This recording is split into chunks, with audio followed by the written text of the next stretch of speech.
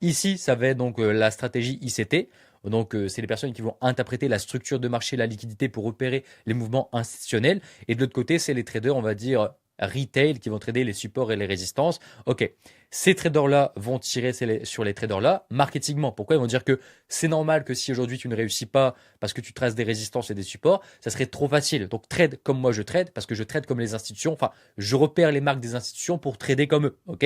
Les gens vont se dire ah ouais c'est pas bête, je vais trader comme eux. Ensuite, on va avoir les mecs qui vont faire de l'analyse technique. J'analyse le graphique avec des indicateurs de prix, etc. Et les mecs qui font de l'analyse fondamentale qui vont dire bah, si ça serait facile de tracer des dessins sur l'analyse technique, je serais rentable. Il faut comprendre la macroéconomie, l'économie pour gagner de l'argent et j'analyse les données aujourd'hui économiques, rapports financiers, etc., les taux d'intérêt pour faire des décisions en trading.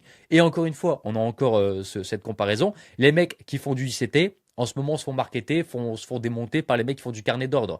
Oui, mais ICT, etc., c'est du bullshit. Trade, vraiment, on vous comprend les mouvements du marché avec le carnet d'ordre pour voir les transactions qui se passent en direct sur les marchés. Et les mecs du carnet d'ordre vont tirer sur les traders ICT. Les traders ICT vont tirer sur les mecs qui font du support résistance. Les mecs qui font de l'analyse fondamentale vont tirer sur les mecs qui font de l'analyse technique. Et les mecs qui font de l'analyse technique vont tirer sur les autres. En fait, c'est une infinité marketing qui ne va jamais s'arrêter.